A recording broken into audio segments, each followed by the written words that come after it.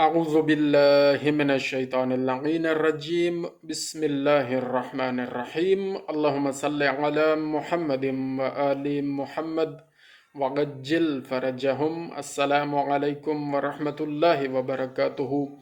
مولا متقیان کا کلام آپ کے سامنے پیش کرتے ہیں۔ خطبہ نمبر 29 نہج البلاغہ سے آپ کے سامنے پیش کرتے ہیں۔ مولا متقیان فرماتے ہیں، اے وہ لوگو جن کے جسم یکجا اور خواہشیں جدا جدا ہیں، تمہاری باتیں تو سخت پتھروں کو بھی نرم کر دیتی ہیں، اور تمہارا عمل ایسا ہے کہ جو دشمنوں کو تم پر دندان آز تیز کرنے کا موقع دیتا ہے۔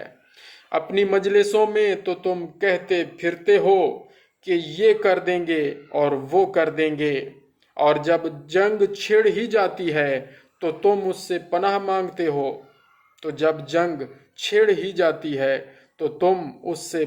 مانگتے ہو جو تم کو مدد کے لیے پکارے اس کی صدا بے وقعت، اور جس کا تم جیسے لوگوں سے واسطہ پڑا ہو اس کا دل ہمیشہ بے چین ہے۔ اللہ اکبر۔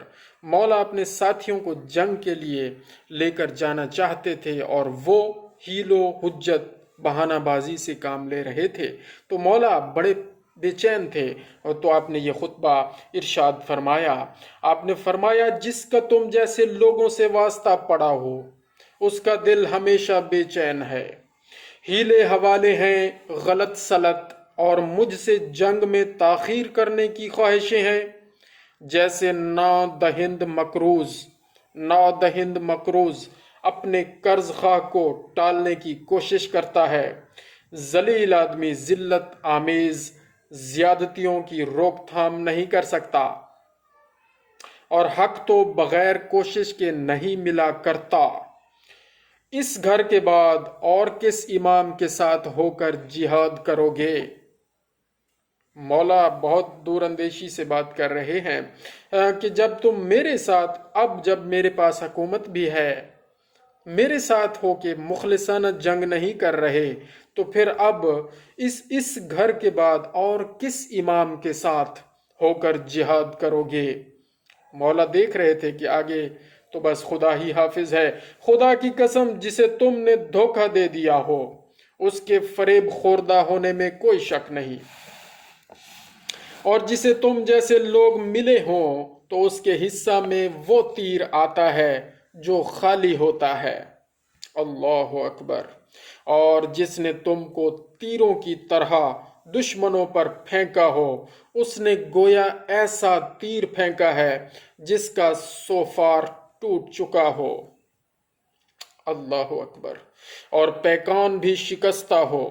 خدا کی قسم، میری کیفیت تو اب یہ ہے کہ نہ میں تمہاری کسی بات کی تصدیق کر سکتا ہوں اور نہ تمہاری نصرت کی مجھے آس باقی رہی ہے۔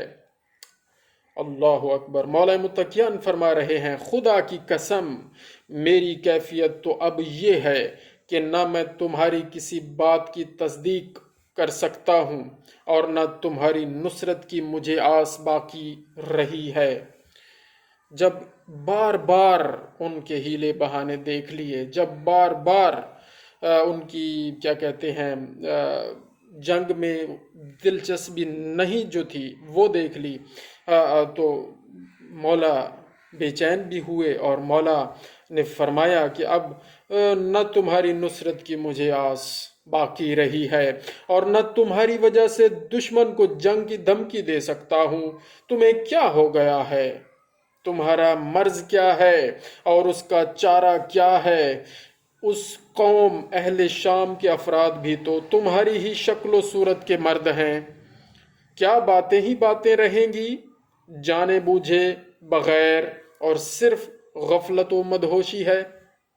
تقوی و پرہیزگاری کے بغیر بلندی کی ہرس ہی ہرس ہے، مگر بالکل ناحق۔ مولا فرما رہے ہیں کہ تمہارے اندر تقوی و پرہیزگاری ہے ہی نہیں، اور اس کے بغیر تم بلندی کی ہرس کر رہے ہو جو کہ بالکل ناحق ہے۔ تو تقوی اور پرہیزگاری کے ساتھ مخلصانہ ہو کر جب کوئی کام اللہ کی رضا کے لیے کیا جائے گا تو پھر بلندی بھی ملے گی اور وہ آپ کا حق بھی بن جائے گا۔ مولا متقیان کے کلام کو اللہ تعالی ہمیں سمجھنے کی توفیق اور اس پر عمل کرنے کی توفیق عطا فرمائے۔ جزاک اللہ خیرا۔ اللہم صلی علی محمد و آل محمد وعجل فرجہم۔